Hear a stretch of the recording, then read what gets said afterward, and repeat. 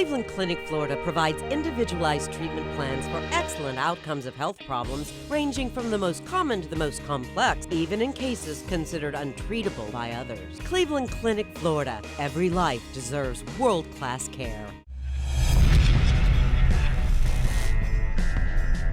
Here we go, y'all. Friday. Welcome to the KVJ After the Show Podcast. Yeah, baby. Big old weekend going on. Give it to us. Looking forward to it. Today is May the 4th be with you. Star Wars Day. Tomorrow's Cinco de Mayo, so got some party action going to be going on. Oh, yeah, baby. And Sunfest is going down. Lewis sent us an email and said, hey, I was wondering if and where the crew was going to be during Sunfest. I was listening to the ATSP and heard you were going to be there. Yeah, probably going to be there on Sunday. That is the one day because we're going to go out. The volunteers that you see at Sunfest are actually KVJ Nationers. So we got the KVJ Volunteer Army. They're out there doing the Sunfest stuff. But it's kind of cool because you get like a free ticket. And I think they, maybe hand you a bologna sandwich or something. So, it's pretty awesome. Real bologna? Yeah. Real bologna, yes. And so we'll be out there on Sunday afternoon. Maybe going to check out a little Third Eye Blind. But, yeah, tomorrow, because it's Cinco de Mayo, we're at Rosalita's, and I'm going to be at Bremen BMW at 11 a.m. in Jupiter. So, yeah, last year I went out on Saturday. Had a great time, but that's not going to happen this year. So, probably only Sunday. I mean, I might go out tonight to see Incubus. Might. But that show doesn't come on till 9, and that's, again, I'm old. And I wake up pretty early, so that just doesn't, I have a feeling that's not going to work out. So we'll see you out there on Sunday if you go out. David sent an email about Sunfest. You're talking about should Magnolia go at the age of 12? Any problem with that? He said, I lost my virginity at Sunfest when I was 14. What? My girlfriend was 12, so beware of horny boys. Oh, no. What do you get it on at Sunfest? Oh, there's ways. There's always a way to get it on somewhere. Wow. How about that? That's creeping me out right there. Okay. That's a little reality check there, Virginia. You're not going. That's it. Yeah. This email from Ellen said, it kind of weirded me out when you read a post from a Billy Idol fan about the fan grabbing his junk hard. There was laughter about it. It felt like an old behavior of, ha-ha, no big deal, especially because it's happening to a guy. That social acceptance of anything remotely close to this perpetuates the abuse. I was definitely surprised that there was no even subtle mention of how wrong that was. My 2 cents. We're bad people. I don't know what to tell you.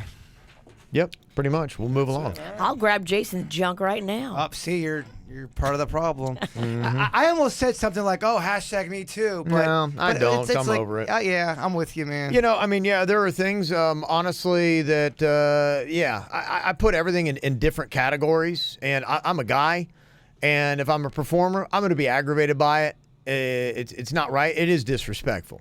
There's nothing fantastic about it. This is 30 years ago when she did it. It's wrong then. It's wrong now, yes. But it's not of the ultimate level where it's like, okay, if something happened and if I were out at Cinco de Mayo tomorrow, I'm not encouraging this, but if a girl comes up and kind of like grabs my junk, I'm like, all right, thanks. But I'm not going to freaking lose my mind, and I'm not going to be like, So for me as a guy and that, yeah, it's wrong. But, hey, it was a chick that got wild 30 years ago, and I'm putting it in a lower category. And if that makes me an asshole, then I'm just kind of like one of them male chauvinist assholes. You're not. It doesn't make you an asshole. I think some people are just hypersensitive to it, and maybe they're just set a little different level. Well, what does that person want us to do? Stop the show and then condemn that woman who sent it for 10 minutes? What do you want from us? And that's not what we do. No. I mean, it's like, there's a lot of stuff where it's like, there's some things that it may feel like but if... And I know, because times like that have happened. There are times where, like, we need to hit the brakes and you need to say something. And there are other times where if we did that for every little thing, it would just sound like, gosh, these guys, like, have to, like, give their moral overall ruling on everything that happens. There are some things, I hear. And, like, anyone who's listening to the show, you sometimes quiver a little bit. You're like, but you're not like, okay, wait, hold up a minute. No. And it's like the show would be so bogged down if everything you heard that you didn't necessarily agree with or thought it was wrong. With your morals. This says you're wrong. Right. Don't you text that thing to our show. How dare you? And people would be like, oh my gosh, like you're just so preachy. And so, yeah, there are times, there are places, and like I said, yes, wouldn't condone it, wouldn't say it's right. She was wrong, and she probably knew that she was wrong. But to me, again, I put that in a much lower category than the Harvey Weinstein stories. And that's my personal take. Yeah, and you're allowed to have your personal take on that. That's my opinion. That's my feeling. Kevin, you're such an asshole. I think the room agrees with you, but that's the great thing, too. You know, if we do disagree, we can still be friends. Yeah. Absolutely. Yeah. So. Absolutely. You're right. Good point, Virginia. Well done. Well, thank you. You look smashing today. I do not look smashing. But thank you, because of your email, it was addressed. Yeah. Yes, there you go. Mm-hmm. Melissa sent an email about our conversation with Friends with Benefits today. Friends with Benefits comes with expectations. Expectations are guaranteed resentments.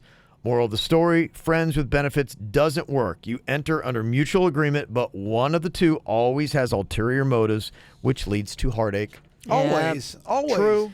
We totally agree with that. Completely. Mm-hmm. A lot of people were burning up about the big game hunter. Lucas said, hey, when talking about poaching for sport, this gets way too close to my heart and makes my blood boil. After visiting animal sanctuaries in Asia, I know how much these animals suffer with their handlers, and to be murdered just so an idiot can take a picture in front of the dead body or hang the head on the wall, it's just the nail on the coffin, literally. My solution for the couple that was engaged is simple. It's her engagement, and she can invite and not invite whomever she wants. If the dad can't go and that becomes a problem, then they are not supposed to be together. And for the father, has he ever tried Viagra? I have a suggestion to make poaching be fair so these poor souls can hunt in peace. We don't bother them at all, but once a year, us normal humans get to hunt registered poachers. If we kill one, we get to take a picture with the dead body and post it all over social media with no repercussions. Sounds fair? No. I know, if only animals could talk. So there you go. I think within 20 years from now, you're going to even see people's perspectives change. I mean, you're never going to get rid of all things like that, but I think within 20 years, you're going to see a different perspective about animals. It just breaks my heart when you see those pictures of this beautiful animal that was just in the wild in Africa, and now they're like posing next to it. Nobody's going to eat it. Well, that's just it. You're just posing with it for like a trophy, and this poor animal had to die. Like, I just don't get it. Mm-hmm. I never will. The only comment that we got in defense or trying to explain, I don't know that I think they were like, look, I would never do it. But the defense of it was that apparently the meat is shared in the area and that it is necessary to prevent these animals from starving. It's the whole argument they do with the deer hunting thing here in the United States. But the meat's not always used. That's to say everybody that does big hunting is sharing the meat, which is definitely not true. Yeah. Yeah, I don't know anything enough about it. I know somebody put me on blast on Twitter yesterday. Kevin went full scumbag and not stepping out against the big game hunting. But again, it was something you did say you didn't like it. No, I don't like, but I didn't say it enough, Virginia. You really are an asshole, man. That last email that was calling us out for some other shit we did, you are a dick face. I am a complete dick face. Welcome to the show. We're just going to big game hunt you. Yes. Oh, man. Yes. Run. I love it, though. I kind of need it. Yeah.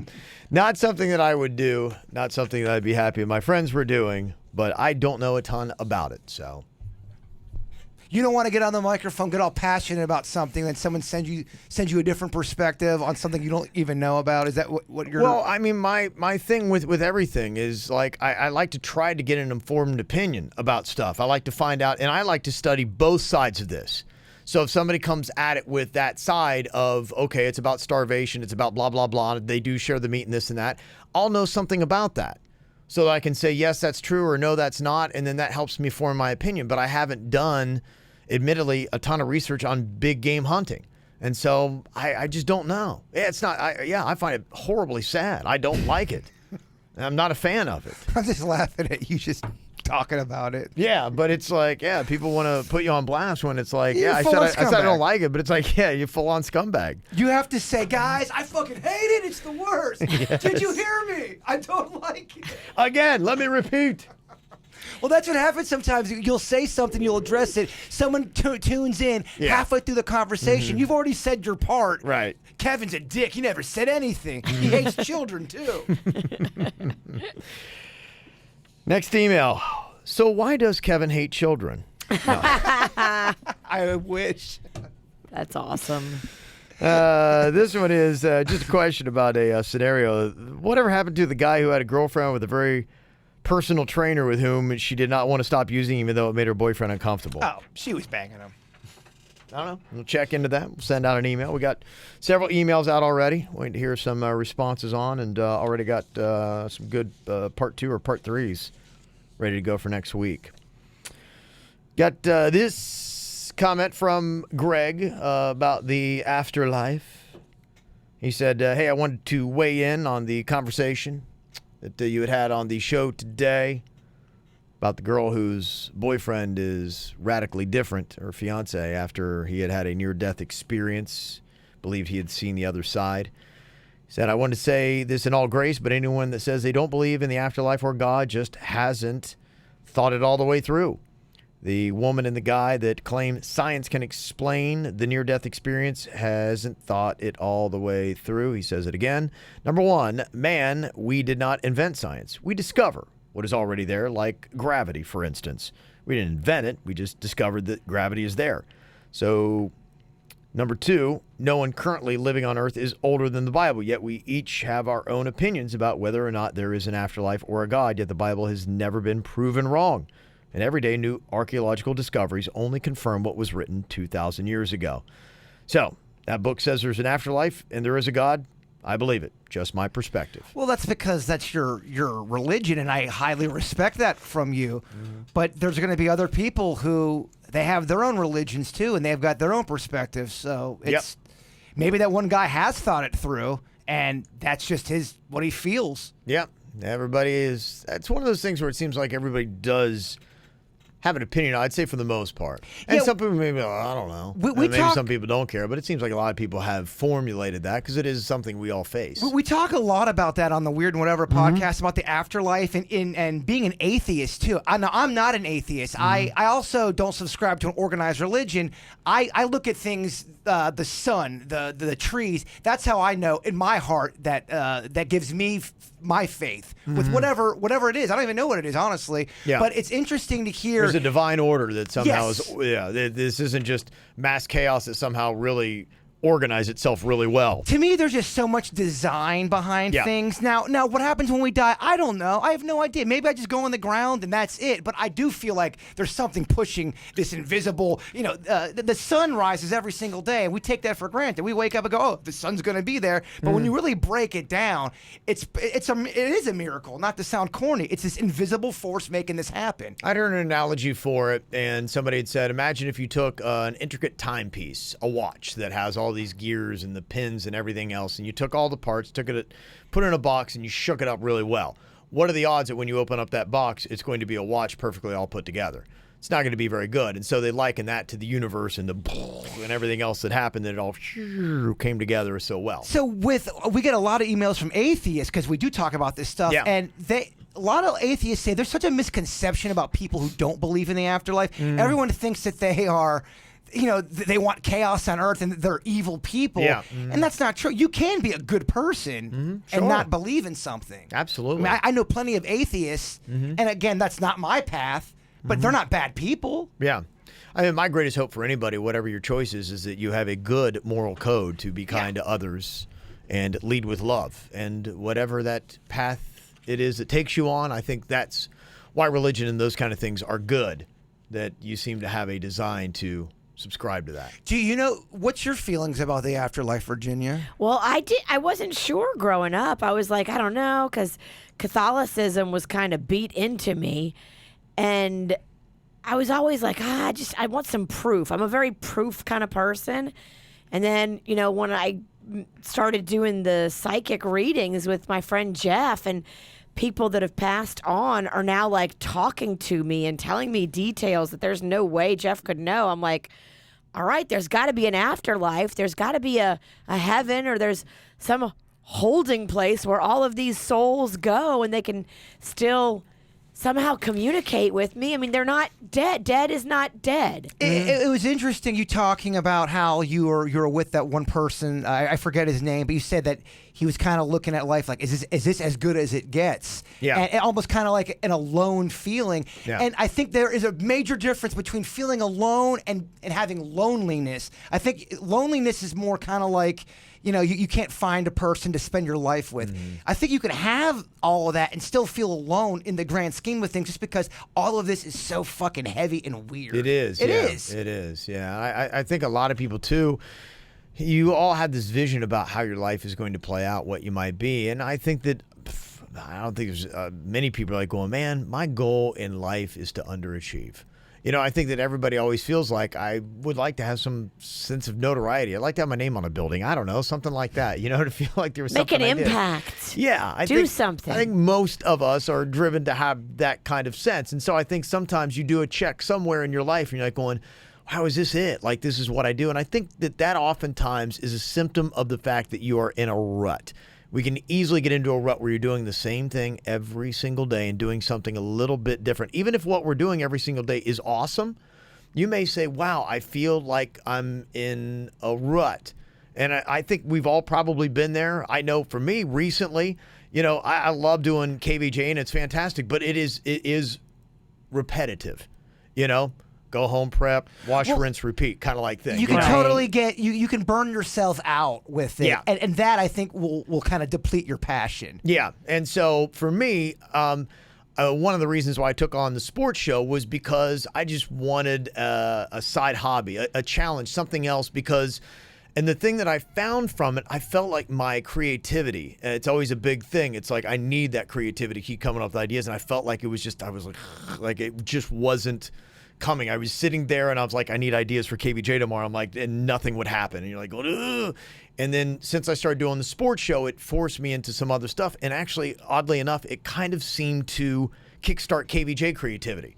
So it was kind of an odd thing that it just was something that gave me a little bit of a spark at the moment to kind of like shock me out of the rut that I kind of was getting. Creativity, I completely agree. Yeah. When you get into a rut, you can get writer's block. You do. They said a lot of the like old wise famous people back in the olden days, what they would do is they would take these long walks, kind of contemplate life a little Brain bit. parking is the concept, And then yeah. they'd come back to whatever. A lot of them didn't start their writings or whatever they were doing till late into the evening. Yeah. They'd sleep in, have a big breakfast, go walk, really take in life, and then do their thing. And I would liken what happened to me, and I've even heard this before. Let's say, for instance, you're in the Beatles, you're a great musician, a songwriter, and you're sitting there trying to write a song, and you're like, I've got writer's block. I can't come up with anything. You know what? Go paint.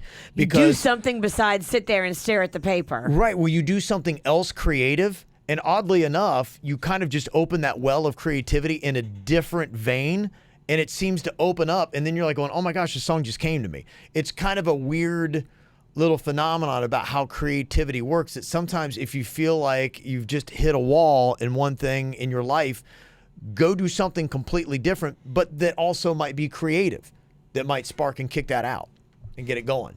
I love it. It was an interesting discovery that I made. And so, yeah, I that was valuable to me because I never thought that. I always just try to keep my head down and KVJ, KVJ, KVJ, KVJ. And then I realize now, whenever I get that, I'm going to go do something else completely unrelated to what we do that might be creative. I see you sculpting.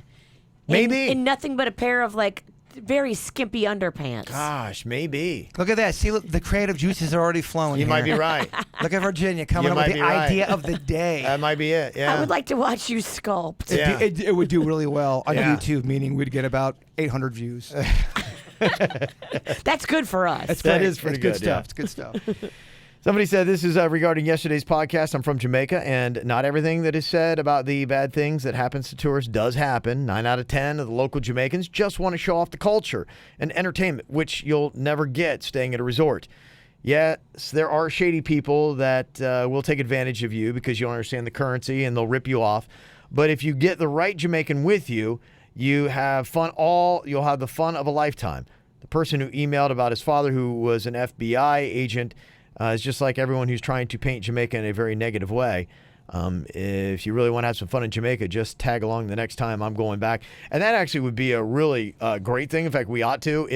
you are Jamaican or you've got family there and anyone's ever taken a trip, because that would be it. And honestly, if it's 9 out of 10 are great in Jamaica, that's a lot higher than South Florida. Yeah. I would say if you're coming from Jamaica here and you just want to pay a local to take you around, I'd maybe trust 3 out of 10. So those are really good odds in Jamaica. But that would be nice to have somebody be like, hey, there's a little bit of an endorsement coming with it too. So I love to travel with a local. Yeah, that's the way to do it. It is the way to do it. You're right. But yeah, when you have the right local, and yeah, you're right. 9 out of 10 is great. You take 10 trips to Jamaica though, it could be that one time. Oh my gosh.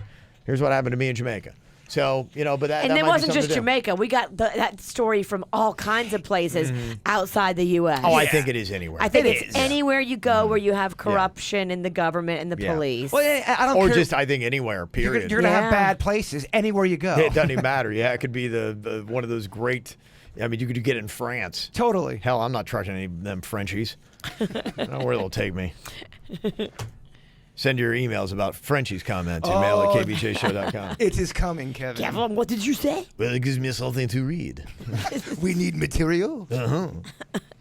This is from Elena talking about walking on the beach, those private beaches on Palm Beach. So my husband frequently works on Palm Beach Island, and he worked for the guy that owns Jack Link's Beef Jerky. Wow. No way. That guy lives over there? It's always amazing to find That's out cool. who lives there. You never know. It's such a mystery, that island. Mr. Link, I love your teriyaki jerky. It is on point. His Bigfoot jerky commercials. guy. Yeah, he does the Bigfoot commercials. Yeah.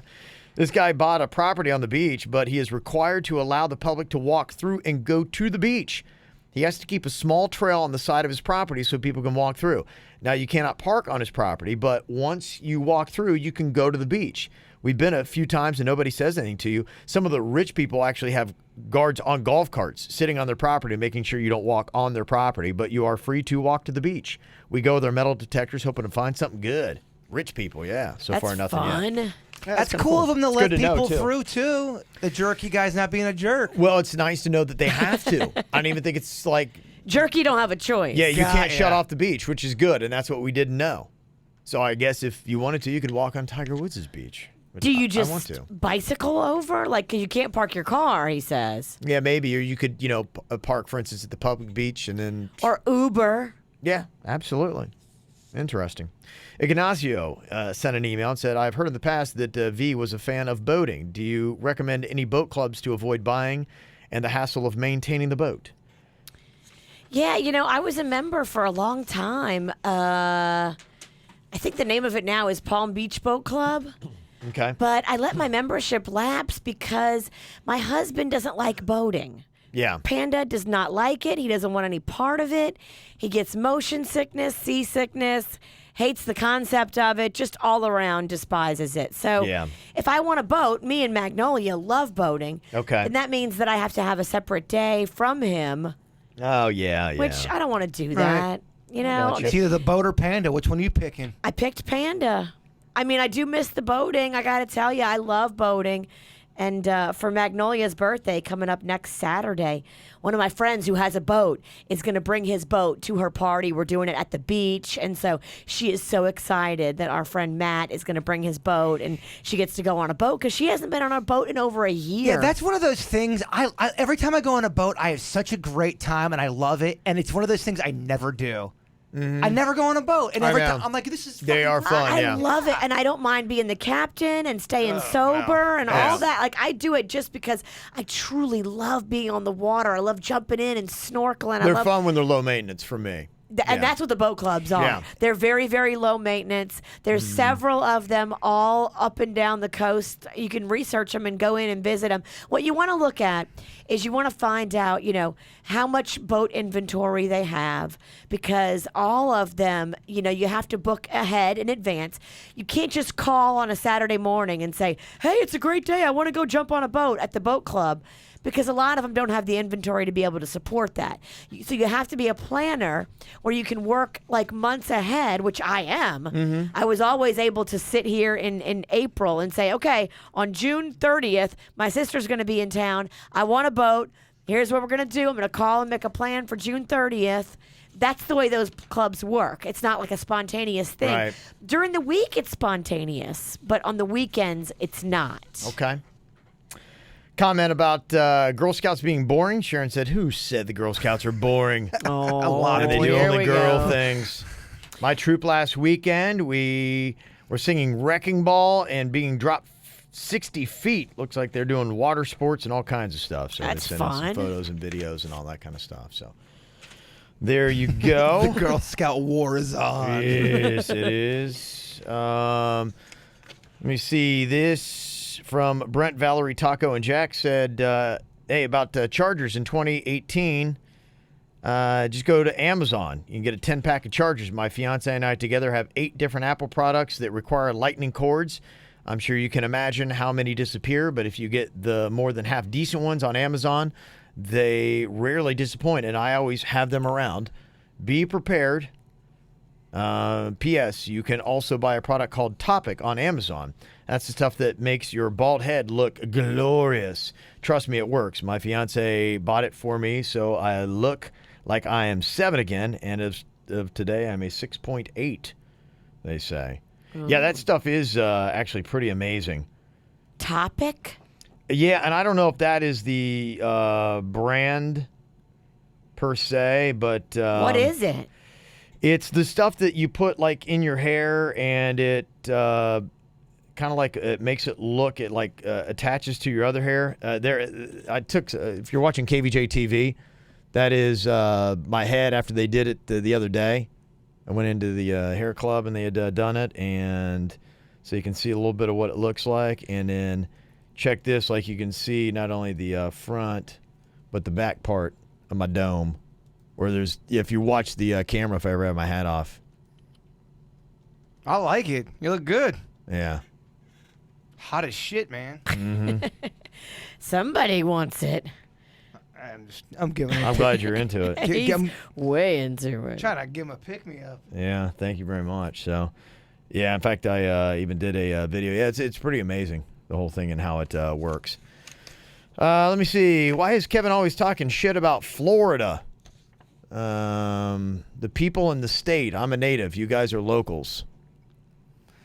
I am from Florida, and I talk shit about people from Florida, too. But is that because I'm from Florida, I'm allowed to do it? You're a native, so I guess you're allowed. Yeah, Florida people are fucking insane. Oh, probably my comment about, I'd only trust about 3 out of 10. Well, we got... Yeah, I stand by it. I stand with Kevin. Yeah.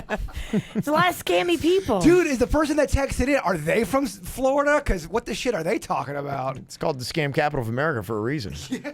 And I love Florida. Love Florida. I do.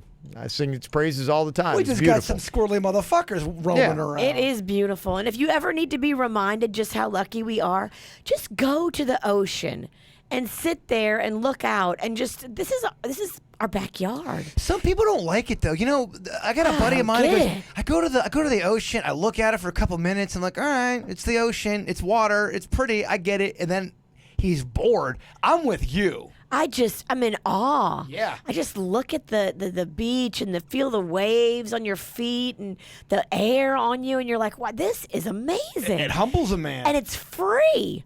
You just go, put your toes in the sand, and just soak in Mother Nature and just appreciate how lucky we are. People pay thousands of dollars to come on a vacation and come to our backyard, and we have it for free every day. It's free, unless it's in Boca or J.D. MacArthur. But it's free. Yes. That's right. There you go. So anyway, some good stuff. All righty. Well, coming up here in just a couple of minutes. Next week, we'll probably drop it, but we actually are doing an interview with Logan Paul. I figured, what the heck? Let's go on ahead and do it. Kid has got YouTube subscribers out the wazoo. Virginia's kid, my kid, huge fans. Oh, Magnolia is begging me. She's like, Mom, you got to drop my name to him. Yes. I don't even know how I would do that. Right. So we're going to be talking to him here in just a couple of minutes. You'll be able to watch that next week and check out that interview. And got some questions, too. I let the kids write some of the questions that we're going to ask them. Because, I mean, otherwise, how would they ever get access to Jake Paul? Right. It's just not going to happen. So, yeah. So, like Alyssa, I got your question. It's going to be coming up. So, hopefully, you can squeeze that in with him in just a couple of minutes. This weekend, love to see you guys out. We got Cinco de Mayo at Rosalitas tomorrow, Lantana Road in Congress, 5 to 8. Going to be out there. Got margaritas, face painting stuff for the kids, plus good Tex-Mex. Just going to be out there drinking, having a good time. I'm going to be out at Bremen BMW. They got their open house tomorrow, Indiantown Road in Jupiter from 11 a.m. to 1 p.m. Got some free barbecue there, so you can have barbecue and then get the Tex-Mex. Giving away a whole bunch of stuff. Non-BMW owners, you get a free appraisal as well. So if you're like going, yeah, what the heck, just keep it and I'll trade it in for a BMW, you can do that as well with me tomorrow. So you guys have a fantastic weekend, and we will talk to you later. Goodbye. Cleveland Clinic, Florida provides individualized treatment plans for excellent outcomes of health problems, ranging from the most common to the most complex, even in cases considered untreatable by others. Cleveland Clinic, Florida. Every life deserves world-class care.